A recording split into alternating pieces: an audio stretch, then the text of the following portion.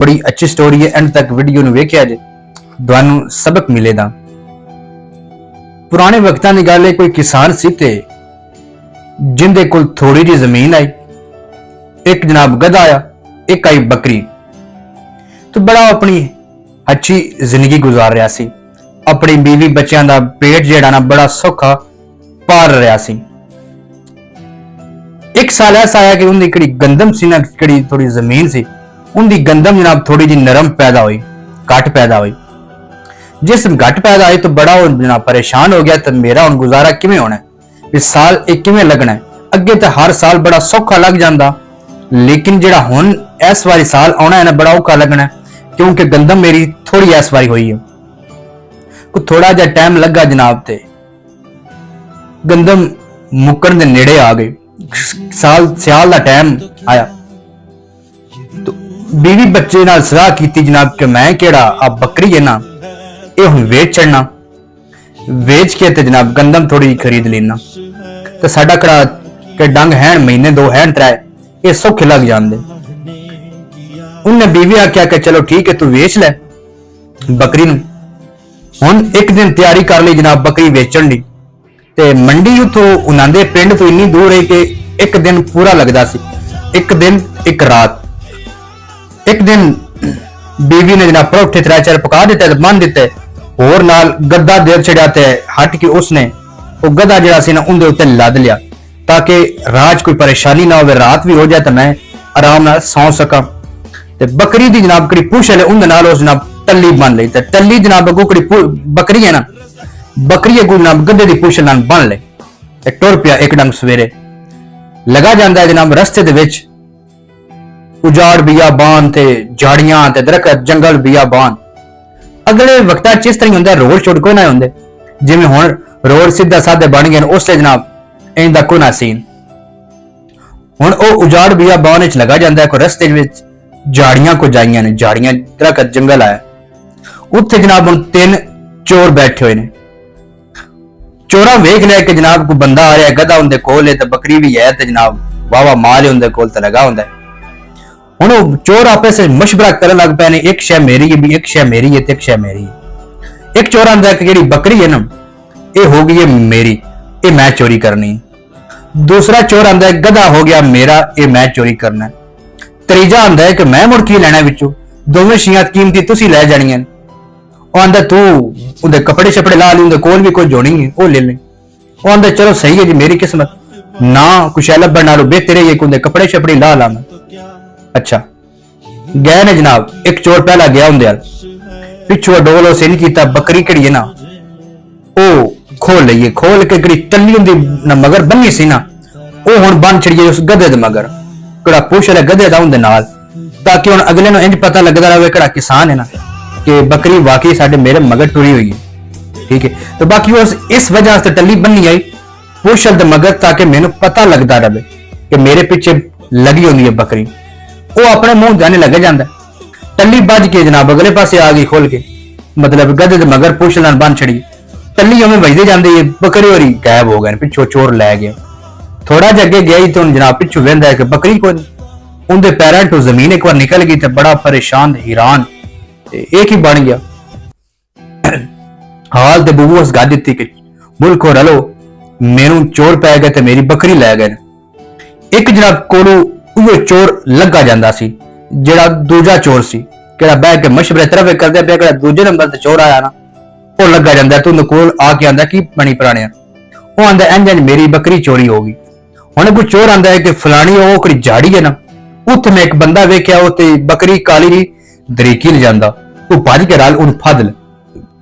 उस गधा उत्ते छड्या ते उनदे हवाले कीता कि यार तू मेरे गधे दा ध्यान रखी, ते मैं उनदे कोलों बकरी खो लियाना चोर कोलों। हुण भी चोरी आ, दूजा भी कड़ा रखवाली वास्ते पा गया गधे दी, वो उदे गया भज वग्या जनाब, तकरीबन आधा किलोमीटर दूर सी किथे झाड़ियां सन, उत्थे गया ते पिछू जनाब वो दूजे भी चोर ने गधा फद्या ते तितर हो गया। उत्थों गया जनाब झाड़ियां कोल, जिले वेंदा ते कोई शै भी ना उत्थे, बकरी ना लानी ना देनी, भज के वापस उस थां ते आया ते वेंदा ते जनाब गधा भी कोई ना। उनदे ते एक बार इंज समझ लो कि बेहोश होने का काम हो गया, उनका कोई हाल ना, पिटे ते रोवे ये मेरे नाल की बन गया। मैं तो अगले नाल पिछली बता बैठा, मैं तो मुनकदा भी गवा बैठा, वो भी चोर आ, मैं तो ब्लैकमेल कर गया। पिट्टे तो कोई हाल ना रोवे जनाब, रो रो क्या कर थक के आना आंदा, मैं की करा आंदा मुड़े ये वापस चलना पिंड, यही हाल होर तो हाल रह को नहीं गया। वापस पिंड वाल टुर पिया जनाब। पिंड वाल जिले वापसी लगे होंदा है, थोड़ा जिहा जांदी है ते राह च एक खूह आंदा सी, ते खूह दे कोल एक जनाब उकड़ा त्रीजा चोर आन और बह के रोंदा पिया, ते रो के आंदा पिया ते रो रो के जनाब बुद्धू वेंदा खूह वालों।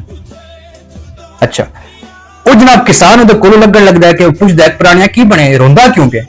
वो आंदा मैं तो लुट गया, बर्बाद हो गया। उस आख्या की हो गई? लुटिया तो मैं आ, मैं इंजन खड़ा के हर शे आंदा पिया, बकरी भी खड़ी गई मेरी, गधा भी खड़ी गया, लुट तो मैं गया, तेन की बने? वो आंदा कि मैं मंडी ते अपनी घोड़ी बेच के आंदा पिया सी ते पूरे 250 रुपइया दी। उस टाइम 250 भी ढेर सारा आंदा सी। 250 दी बकरी घोड़ी बेच के आया ते मैं इथों पीण लगा पानी, ते मैं अपने मोढे ते गड्डी बन के रखी निकी जी, वो जा पई पानी विच, ते मैं इस गल तो रोंदा पिया, ते मेरी बड़ी ढेर सारी कमाई है उहदे विच, वो जा पई विच खूह दे, ते मैं रोंदा इस तो पिया। उसने कहा तू रो क्यों रहा, विच वाड़ के कढ लै। ते खैर वो आंदा मैनू पानी तो लगदा बड़ा डर, ते मेहरबानी है पुरानी जे तू कढ के दे सकना ते मैनू कढ दे। वो आंदा चलो मैं तेन कढ देना, उस जाने मेरे नाल जेड़ा होना हो गया, मैं तेनू चलो मैं कढ देना तेनू। मैं अगे भी खूहां च वड़दा रहना, हुण उत्तों खलो के वेंदा विचों ते पानी थल्ले आ डूगा आया, ते पानी बतेरा विच है।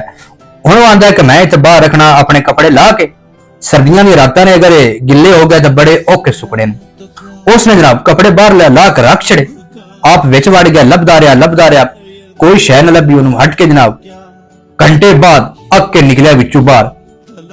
विचों जिले बाहर निकला वेंदा तो मोड़ एक बारी पैरां तो जमीन निकल गई, क्योंकि जरा बाहर बंदा उत्ते भाग गया सी ना, वो त्रीजा चोर आ तो उन्हें कपड़े भी लैके तितर हो गया, वो लैके राह पिया टुर गया। तो बड़ा रोवे ते पिट्टे, कोई हाल ना आंदा। खुशकिस्मती नाल जनाब अचानक उनके पिंड का कोई बंदा उथों लगदा पिया, वेख लिया उस उन सद मार के आंदा पुराने सोनी दा नाम लैके उनके कोल आया जनाब वो बंदा, ते उन्होंने आंदा इंज वाकया सारा सुनाया। मेहनत इंज ब्लैकमेल कर तेन चोर है तो जनाब दाल आ कर मैंने, उन्होंने तेरे कोल चादर है तो मैनू सट उड़ा, चादर उस फदाई उस गल लक वली ते बाहर निकल आया खूह चो, सारी उस वाकया सारा मुड़ सुनाया। तो आके मेरा तो कोई हाल नहीं, बाहर उनका भैड़ा बड़ा हाल। उन भजा वापस लै गए पिंड च, पिंड वाले ने गल सुनाई कि इंज वाकया मेरा हो गया, तो ब्लैकमेल करके चोरा में लुट पुट लिया, हर शे मेरी लुट ली उन्होंने जनाब। पिंड वाले जनाब सारे इकट्ठे होके एक दे मशवरा करके उनको 54 रुपया जोड़ जाड़ के तो 5 रुपये दिते कि तू अपना गधा भी ले ले वापस, तो बकरी भी, ते जेड़ा मतलब होना तेरा समान हो खरीदा वो भी ले लें, तो 5 रुपये उसले तो ढेर सारे 5 रुपये होंगे हैं। ठीक है, ते बाकी गल पसंद आई हो तो लाइक शेयर जरूर किया। पुराने वक्तां विच इस तरह के लोग होंगे हैं, एक दूजे का एहसास करते हैं, अगर किसी नाल वाधा घाटा हो जाए तो दूजे पूरा कर छड़दे हैं ताकि उन्हें महसूस ना हो।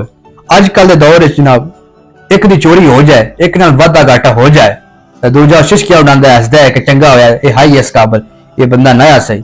यार इस तरह नहीं करना चाहिए। अगर एक नाल जनाब गलत हो गया, एक दा नुकसान हो गया तो उन्हें दिलासा दो, अगर तुसी बेहतर थे उनकी मदद करो, अगर मदद ना कर सकते तो दिलासा कम से कम दो को यार अल्लाह बेहतर करेगा। ठीक है, तो बाकी गल पसंद आई हो तो लाइक शेयर जरूर करिए।